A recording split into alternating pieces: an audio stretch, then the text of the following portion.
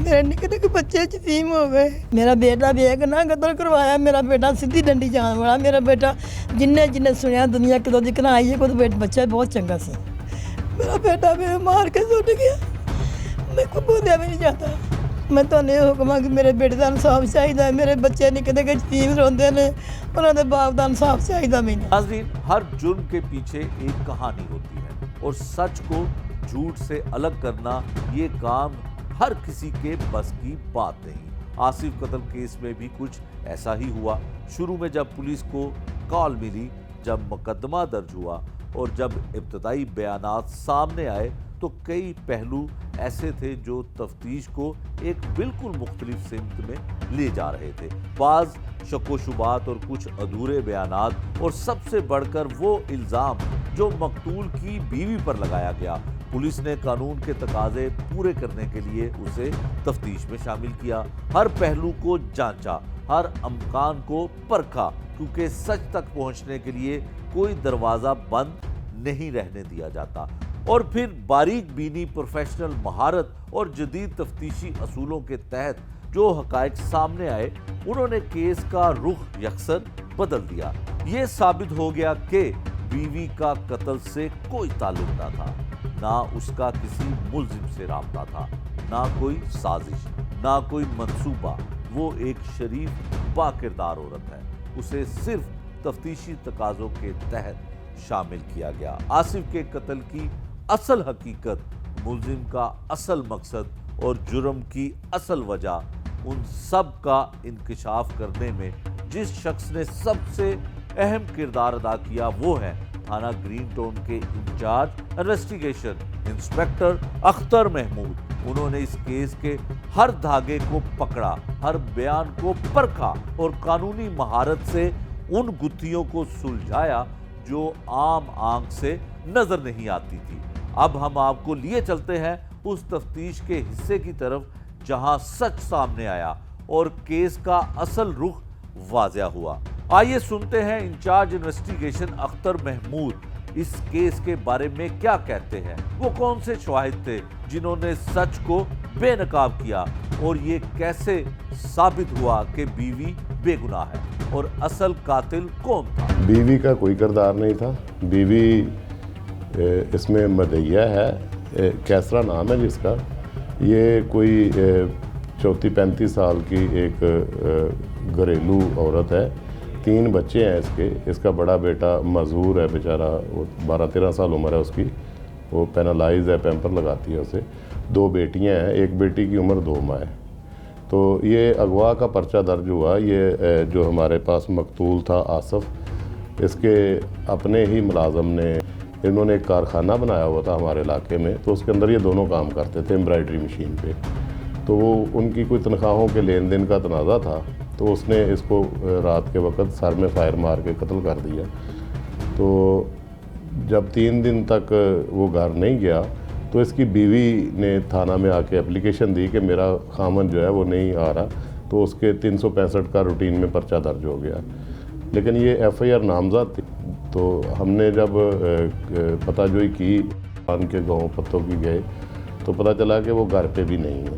تو اس کے بعد پھر حسب ضابطہ جب ہم نے ان کی سی ڈی آرز حاصل کی تو ان کو گرفتار کیا گیا. خان نے اپنے جرم کو چھپانے کے لیے اس نے کہا جی کہ پہلے تو یہ کہتا رہا کہ مجھے پتہ نہیں, بعد میں وہ بریک ہوا. اس نے بتایا کہ میں نے اسے قتل کر دیا تھا اور اس کی نعش جو ہے وہ حلہ نہر میں پھینک دی تھی. اب یہاں پہ ایشو یہ تھا پولیس کے لیے, ایک سوالیہ نشان تھا کہ ایک 6 فٹ تھا وہ مقتول کا قد جو ہے آصف. تو 6 فٹ پہ بندے کو ایک بندہ اکیلا قتل کر کے اس کی نعش کو اتنی دور لے جا کے ڈسپوز آف نہیں کر سکتا. اس اینگل سے جب چیزوں کو دیکھا گیا تو جو مدعیہ مقدمہ ہے کیسرا, اسے بھی پولیس نے شامل تفتیش کیا. تو اس نے نے یہ بیان دیا کہ اس کی بیوی کے کہنے پہ میں نے اسے قتل کیا ہے. حالانکہ ایسا کچھ تھا نہیں. وہ ایک با کردار عورت ہے, تو زبان کی تھوڑی تیز ہے, غصے والی ہے. اپنے خامن سے بھی شاید اس کا کوئی تنازع رہا ہو سابقہ کسی وقت میں, और ससुराल वालों से कोई अच्छा तल्लक नहीं था। तो चूँकि मकतूल के जो भाई हैं वो भी इस केस में बाद में इन्वॉल्व होके एक्टिव हो गए, तो उनकी फैमिली की तरफ से जो है इस बात को मनोअन तस्लीम कर लिया गया। हालांकि इनको समझाया भी गया था कि अभी मुकदमा ज़ेर तफ्तीश है, तफ्तीश में रुख बदलते हैं हालात के, चीज़ों के, चीज़ें सामने आती हैं, तो आप इस सिलसिला में, तो सोशल मीडिया पे इस सिलसिले में बहुत ज़्यादा किया गया, जो कि बहुत गलत है। इसकी मैं पुरज़ोर मज़म्मत करता हूँ कि जो आधा सच है ना, ये बहुत ख़तरनाक होता है। तो जब ये स्टोरी कंप्लीट हुई तो इसमें उसके दो साथी, एक उसका बहनोई है उनका, वो शाह, और एक उसका दोस्त, ये दोनों जो है इन लोगों ने फिर उसके कहने पे आके उसके साथ उस मकतूल की बॉडी को बाइक पे लोड करवाया। तो इस सारा रूट हमें मिल गया। पिस्टल से उसने कत्ल किया था, वो पिस्टल, वो एमटी और मकतूल की 125 मोटरसाइकिल जिसके ऊपर वो लोड करके ले गया था। तो ये सारी चीज़ें जो हैं वो फिर कब्ज़ा पुलिस में आ गई, और उसकी मकतूल की बॉडी जो है वो भी हमें 174 की कार्रवाई करके चौकी हल्ला वालों ने दफन की थी। तो उसकी तस्वीरें जो थी वो उसकी फैमिली ने पहचान ली।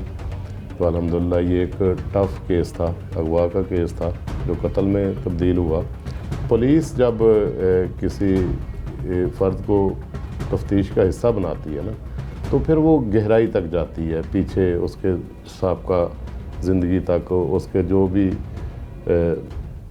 मामलात ज़िंदगी में रहे हैं, इन सब चीज़ों को देखना पड़ता है। उस बंदे को समझना पड़ता है कि इसकी नेचर क्या है, ये कर क्या सकता है, ये किस हद तक जा सकता है।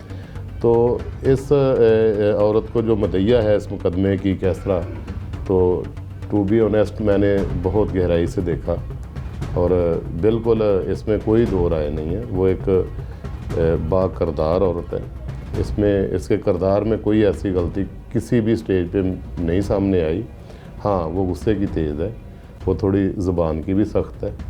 तो चूँकि इतना बड़ा उसके ऊपर ये पड़ गया, बेवगी का उसका खामंद कत्ल हो गया, और कत्ल भी ऐसे बंदे ने कर दिया जो उसी के पास मुलाज़म था।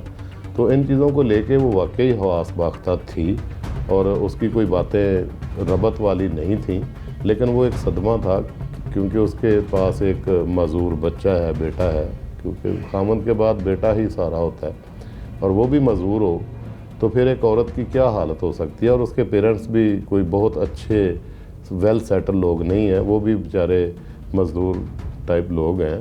तो उसके बारे में जो भी बातें की गई वो गलत थी, और ये बिल्कुल एक बेवा की किरदार कशी करने के बराबर है। ये बिल्कुल गलत थी। मुझे इसका बहुत अफसोस है, जिसने भी ऐसा किया उसने बहुत गलत किया। बतौर मैं इंस्पेक्टर बाद में हूँ, पहले मैं एक इंसान हूँ और इसी माशरे का हिस्सा हूँ। मेरे थाने की जो है ना जी रहने वाले लोग, तो मेरे थाने के जो मशहूर इलाके हैं उसमें बागड़ियाँ, पिंड और इस तरह के ना, ये कोई बहुत ज़्यादा पढ़े लिखे लोग नहीं हैं। यहाँ पे अगर एक यही तफ्तीश आप ले लें तो इसमें कोई 2, 4, 5 लोग नहीं आते थे। यानी अगर हमने कोई मुलाजा मौका करने जाना तो हमारे पीछे 20-25 लोग जो है ना, वो कोई बाइक पे, कोई गाड़ी पे लगे हुए हैं कि हम जी इनका साथ दे रहे हैं, ये इनका भाई नहीं मिल रहा और हम इनका साथ दे रहे हैं। ये चीज़ें बहुत तालीम और शऊर के लिहाज से ये लोग पीछे हैं। तो ये जो हुआ है pre mature information social media पे ख़ासकर ये जो की गई है, तो ये हर बंदे ने अपनी सोच बयान की है। हक़ाइक़ का इससे कोई तल्लुक़ नहीं था। हक़ाइक़ जो है वो ये है, खान ने आसिफ को कत्ल किया है। इनकी वजह अनाज जो है इसकी तनख्वाहों का लेन देन था, और खान जो कातिल है उसका मकतूल की बीवी से कोई तल्लुक़ नहीं है, ना ही वो ऐसी औरत है। और इसके साथ जो 2 लोग हैं जिन्होंने इसकी डेड बॉडी साथ में लोड करवाई, वो भी अरेस्ट है। तो ऐसा कुछ नहीं था। माशरे के लिए यही है कि अगर आप किसी को मुलाज़म रखते हैं ना, तो उसे प्रॉपर आप उसकी मजदूरी दें, उसे मुतमिन रखें। ऐसा ना करें कि अगर कोई कमज़ोर है तो उसे इतना दबा दें कि वो आपको नुकसान पहुँचाने तक चला जाए। और मेरी जो माएँ, बहनें, बेटियाँ हैं, उनके लिए ये है कि सिर्फ़ खामन सब कुछ नहीं होता। उसकी जो फैमिली है ना, उसकी बहनें हैं, उसके भाई हैं, उसके माँ बाप हैं, ان کو بھی آنر دینی چاہیے، اپنا مقام بنانا چاہیے۔ یہ ایک فیملی جو ہوتی ہے یہ ایک سچ ہوتا ہے۔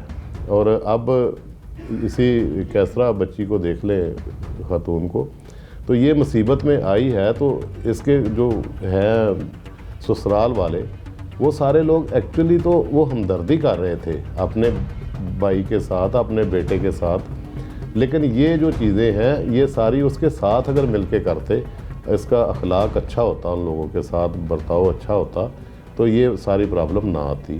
تو ان جو رشتے ہیں ان کو تسلیم کرنا چاہیے، یہی سچ ہے۔ یہی جس معاشرے میں ہم رہ رہے ہیں، ہم جو ہے یہ ایک ایسے معاشرے میں رہتے ہیں جہاں مل جل کے رہنا اور رشتوں کو اہمیت دینا ہی آپ کی محفوظ زندگی کی طرف ہوتا ہے۔ تو یہ 3 بھائی ہیں، ان تینوں بھائیوں کے بھی اتنی زیادہ کوئی الیک سلیک نہیں تھی۔ آپ اندازہ لگائیں کہ وہ گم ہو گیا اور 3 دن بعد اس کی بیوی درخواست لے کے آئی ہے، تو بھائی اس کے بعد میں انوالو ہو رہے ہیں۔ حالانکہ بھائیوں کو ہر روز ایک دوسرے کی خیریت و دریافت کرنی چاہیے۔ تو یہ ساری چیزیں تھیں جو اس نہج پہ لے کے آ گئیں کہ آصف بہت کمزور لگا اسے، قاتل کو، اس کے ساتھ اس کا کوئی بھی بلڈ ریلیشن جو ہے اتنا زیادہ مضبوطی سے نہیں تھا کہ وہ اسے یہ سمجھتا کہ اگر میں ایسا کروں گا تو اس کے پیچھے یہ بھی ہو سکتا ہے۔